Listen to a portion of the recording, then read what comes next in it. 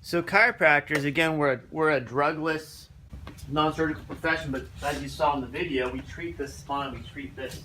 And the goal of this is how do we make sure the spine works properly? Who's ever had back pain before? Okay, when you have back pain, number one reason, sitting for too long. What do you do all day long in high school? Sit too long. Okay, so I'm going to send you, if you want, I'm going to send you an exercise that helps stretch out your low back and mid back area so your body ends up here, not here all day. That was probably my worst back when I was going through chiropractic because I was driving from Upland to Whittier every day, and then in school for about 8 hours a day and driving back home too. Okay, so a lot of it is how do you keep your body healthy? And that's my job as a chiropractor. Is first I find out what's going on with your spine, take the x-ray first, okay, analyze the x-ray with you so you see what's going on. Our job as educators as a doctor. Doctors are, that's our number one thing is educate our patients. Sometimes we, doctors being human, we forget about that. We rush from room to room to room, treat people, and some medical doctors just give drugs, whatever it is, too stereotypically. Our job as chiropractors, sit down with someone and say, okay, what's your lifestyle like? What caused this problem? How do we fix the problem in your spine? That's the issue based on your x-ray. And from there, how do you get to a healthier state on your own so you can keep yourself healthy? That's what we come down to. Okay, how do I give you exercise to do as a chiropractor? How do I work with you to see where you are right now? If you don't exercise at all, never exercise in your life, we'll take step one. We'll go from step 1, 2, 3, 4. Understand how to walk, how to do a quick lift, how to do a push-up, whatever it might be. If you've done that before and you work out already, how do you modify your workout so you have better technique? Work on that portion also, or work on your endurance, or if you have a weak muscle, find out what's weak and get that fixed, especially from an injury, car accident, or whatever it might be. Any questions so far? Number thing with chiropractic that I see in general population-wise versus medical doctors or DOs, people want to come in because they don't want to take drugs anymore. Okay, how many people do you think die a day from taking medications nationally, from Hawaii to Alaska to the United States? What do you think? Yes. 2,000. That's a little bit high, but not far off. Okay, that's probably every. Well, there's less than that too. But people realize it's not 7, 8, 9, 10. It's not 100. It's about 400 a day of that medication from taking it the correct way. Not because they overdosed or took street drugs, whatever it is. Prescribed medications. Okay, not including surgeries. Have you heard of the story back in February? There was an actress model. She was killed by a chiropractor. She had a stroke. Okay, she had a stroke because the chiropractor didn't take X-rays, didn't do a proper exam, and when she didn't have good results the first time, he adjusted her again. Okay, what happens is, no, you're good right there. Chiropractors can cause a stroke. Risk-wise is 1 per 5.85 million people. Okay, that's statistically, when they did the research, how much can happen. Okay, how many people think die a year from back surgery? What do you think? Ooh. Nope, but that's low, but it's one people think that too. Yes. Anybody else? More. A year. 750. Nope, keep going. Bid up. 1,500. Close. 1,800 a year. Okay, per 1 million. So that's different, right? 1,800 per 1 million are killed from back surgery. Okay? That's very different than 1 in 5.85 million. Does that make sense math-wise? Okay? So realize what you're being told from medical doctors when someone says, you just go have back surgery, go take drugs for your back, that can actually kill you pretty easy. Do you know what a meritocracy is? Meritocracy? Heard that before? Okay. It's kind of a different word. I'll put it up here. Meritocracy. I'm a horrible speller, so I apologize. Is that C-Y? C-Y. C-Y. Okay. That's based on your efforts. Okay. That's if you want to call it a group or whatever it is, or a society, where you are reimbursed, rewarded by your efforts. And when healthcare becomes more of a meritocracy based on your health, you're rewarded by becoming less sick, taking less drugs. And as a parent, as a business owner, paying less for insurance. Right now, with things the way they are, with Obamacare and things like it or not, everyone's paying more out of it. a business owner, or individual parent, or individual insurance plan. Okay, so you guys are lucky. How much do you guys pay for your own health insurance? None. And not till you're 18 when you're out of high school, right? And your parents kick you out, go get out of the house, you're done. But more to 26 now too, so you guys are lucky. You guys are covered. But this is your window to stay healthy, get healthy, chiropractic, whatever it is, so you maintain that health without taking medications all the time. That you may not need unless your health does get less because you have less meritocracy, put less effort to your own health. So stay healthy, that's the biggest thing. Okay, let's show the other video too. Yes, the icebreaker. Yes, yeah, that's good. Let's do that one. Fun video.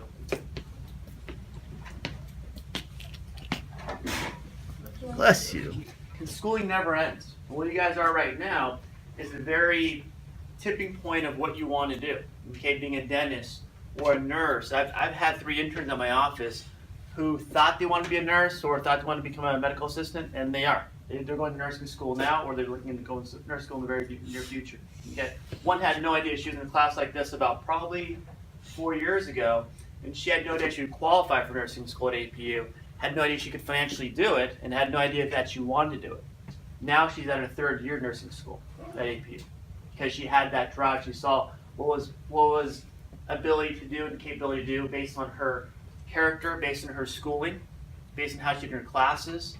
And her volunteer work was huge. Her volunteer work was in my office, another clinic too. She had about 2 years of volunteer work, which helped her with the overall scholarships and grants she was able to get to a private school for nursing.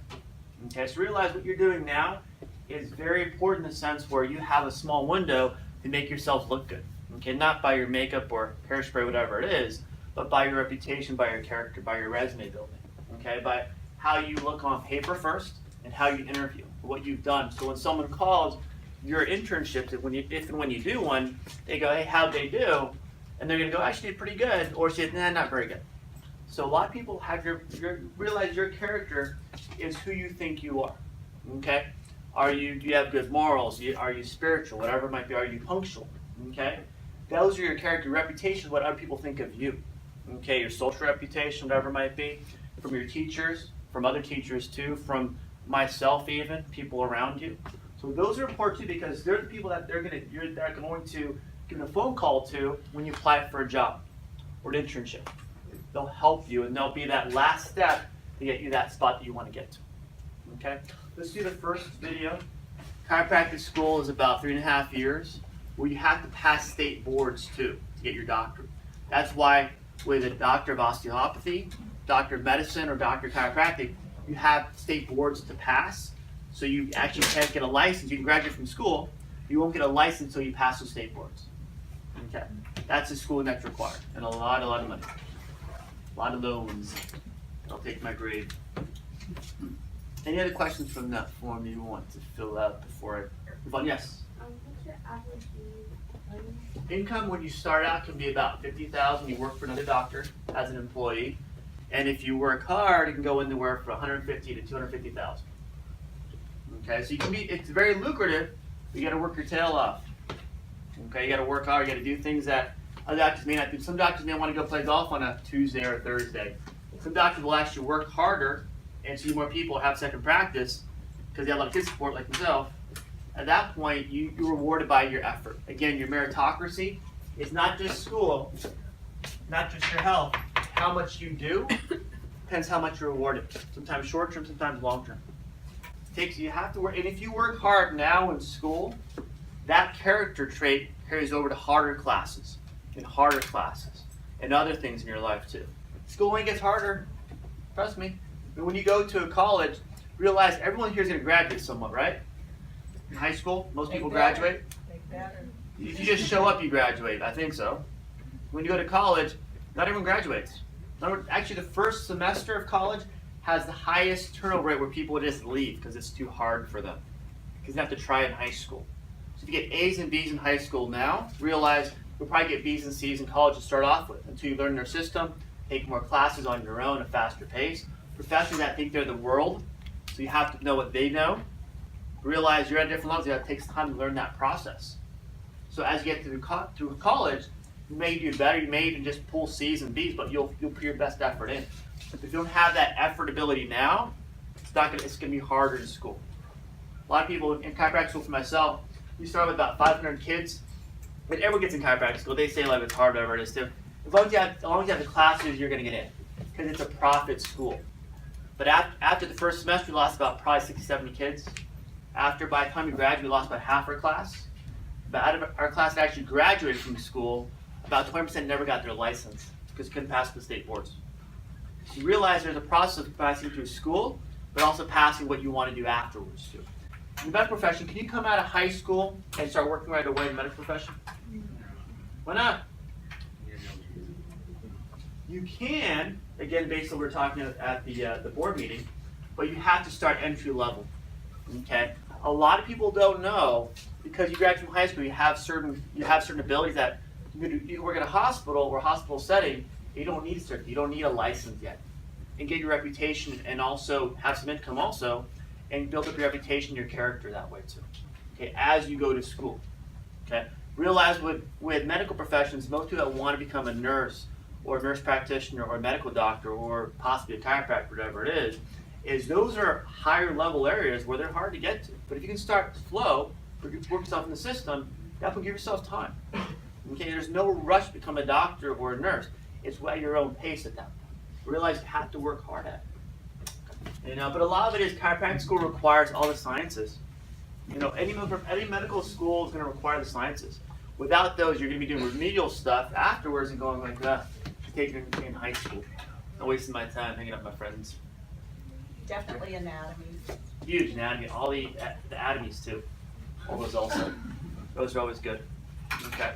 Anything that seems hard to take, you need those classes. You can take them now in high school. At that point, get them out of the way. You're going to save yourself a year, because realize colleges, if you take biology, it's a full year of biology. Biology 101 and 102 and 103 and 405, whatever it is too. So realize if you get some of that stuff out of the way now, you're saving yourself a whole year taking that science class. Okay. Who wants to take AP classes? Or who's taking AP classes right now? Cool. When you take an AP class, when you pass that test, that saves you sometimes a full year, at least a semester of school. When you're in college, you want to get out as soon as you can. It gets boring after a while, like high school. Who's a senior right now? Okay, who wants to get out of high school? Me too, right? Yeah. You're done with this. Like, what's next for me? Same thing with a lot of people are in college right now. They take sometimes 5-6 years to get out of college because it's hard to get classes. Realize you're going to be probably one of those people too. If you get some classes out right now, you're not spending your whole lifetime, it seems like, in college or graduate school after that too. Based on people having to pay more out of pocket for their health care now, and only grow because people don't take care of their health, so they're going to pay me to get them healthy because they don't want to be on drugs because it costs them too much. Realize 5 years ago, all your drugs were paid for, your medical doctor bills were paid for. Now, people are told, hey, look, we're going to make you pay a higher deductible, higher out-of-pocket expense. People go, whoa, whoa, whoa, I don't want to pay that money. What do I have to do? So realize the consumer, you guys, and you guys in the near future, when you become hopefully adults sometime, pay for your own stuff. They go, well, I want to pay that much. So what do I have to do? Okay, so 24% is going to be that range. As a private practice, I don't work in a hospital. I don't work in a facility or a clinic or urgent care. I work my own business. So with that going on, I don't have to run the whole thing myself, but we have expenses. We have to pay electricity bill. We have to pay rent at our place too. We have to pay for staff also. I have an office manager been there for about 25 years. She runs the whole place. Okay, I have a front desk staff. She runs everything that comes through the door. She takes all the phone calls too. I run the back office part. We have our own website. We have our own social media stuff. We have Instabook. We have what other ones are called, whatever those are. Okay, we have all that stuff to actually get in the field and run a business or work with people one-on-one. Okay, as a doctor. B's and C students are the ones that actually go out there and practice and work hard to build up a routine, build up a practice, and build up an actual patient load, whatever it might be, and work hard. So they'll put the effort in after school to learn what to do in a business setting. They're the first ones to go do an internship. First ones to go out and volunteer and not get paid on their breaks because they want to learn how to run a practice before they have to run a practice. If you want to be able to, whatever step you want to do next after high school, do it now. Dip your feet in the water a little bit. Okay, realize where can I go? What am I going to do afterwards? Say it's only 9 months away, right, when you guys graduate? Is that right, Bob? Kind of? Or okay.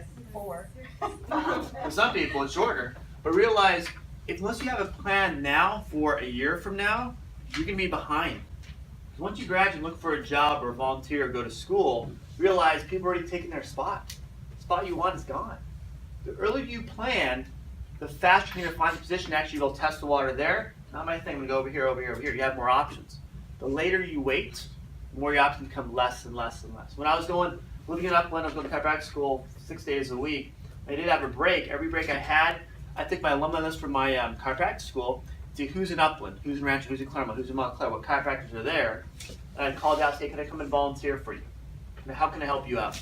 I want to be to their benefit. Okay. By the time I graduated, I was working in an office, working for $10 an hour. When I had a license, I had a full salary ready to go and commission too. But some people actually didn't even worry about getting a job until they graduated. They had to wait 6 months to a year to actually start working. I don't know what you live on when you're not working, but you have to be able to find something before you need that job, or volunteer, whatever it might be. So whatever you can do now to find a spot where you can just go and volunteer and help someone. If you want to get into dentistry, what dental office can you work for and just help them out and volunteer? And even with the school too, they have a great internship program. If you qualify, get school credit for being off campus. Wouldn't it be awesome? While you're working in an office. Realize doctors, medical doctors and chiropractors, we have different philosophies, different than we think. It's like Republicans, Democrats. You're not to get into politics, but our philosophy, the way we think, is a lot different. So we're going to have that little bit of barrier, what we want to actually, how we want to treat patients. That'll cause conflicts. But I work with nurses, medical doctors, neurosurgeons, osteopaths, spine surgeons too, even physical therapists and massage therapists, because we're the same sense of, okay, we have your philosophy, I have my philosophy, let's work to get this person better overall. The biggest thing you could find out if you have an internship available to you is go hang out with old people. Okay, hang with old people for like an hour. Doesn't mean me. No, I mean like older people that have a cane or a walker or tell stories that are with older family members, and see how much patience you have with them. If you don't have any patience at all, you go, this is not for me. There's a lot of old people out there that need medical care. Okay, they're a baby boomer generation. They're the fast growing ones that need medical care that might be permanent in a nursing home or in outpatient care to in and out. You know, that's an excellent suggestion. I never Huge. thought about that. Yeah, it's something to where if you can't handle hanging out with old people for an hour, that they tell your stories whenever they want to tell you, you gotta go, okay, then this is not for me. Think about it. Have a good personality. Okay, do you guys know what PMA is? Heard this before? It's been around for a long, long time. Huge. I don't know. After lunch, I don't know what you guys had, but what do you think? What does PMA stand for? No, but you think you're on the right track though. Doing with patients. You need a positive mental attitude. Okay, you need PMA. You need that in your head all the time. Walk in the office, sometimes I go, ugh, life isn't good all the time. Walk past, I'm like, hey Sally, how you doing? You have to change that. You have to change your mentality. It's not about when you're in there with the patient, it's not about you, it's about them. Okay, when you're a patient, you're about to serving them, not about your problems, about their problems. They're there to talk to you, right? You're not paying them to be at your office. They're paying you to be there. Realize you have to make it about them. Okay, realize as a medical doctor, chiropractor, osteopath, dentist, whatever you're going to be, has to be about them. That's how you gain their respect. You have good reputation in the long run, and it builds your character. Realize it takes time. After you sit down with an old person and go, they told me about World War III, World War II, I don't know what it was, Korean War, whatever it is. If you think about it like, I want to tell my story, it's not how it works. Let them tell their story. Okay, that's how you build trust with people. That's why I see a lot of people, because I have a lot of trust with these people. So a lot of it is, you have to make it about them. You have to be able to serve people more above what you want, but what they want. When we go to an urgent care hospital, someone's being very belligerent, very like, I want this, this, this, this, this. And the staff are going, yes, we'll give that to you. And they're very calm about it too. Have to have the personality go, versus some people go like, you know what, get out of here. Get out of my hospital. You have that personality where you have to be calm all the time. Again, realizing that person has a bad day, there's a lot of pain, it has some other issue going on in their family. That's more important than your little trivial problems all the time. One person, she didn't pass out, she fell asleep.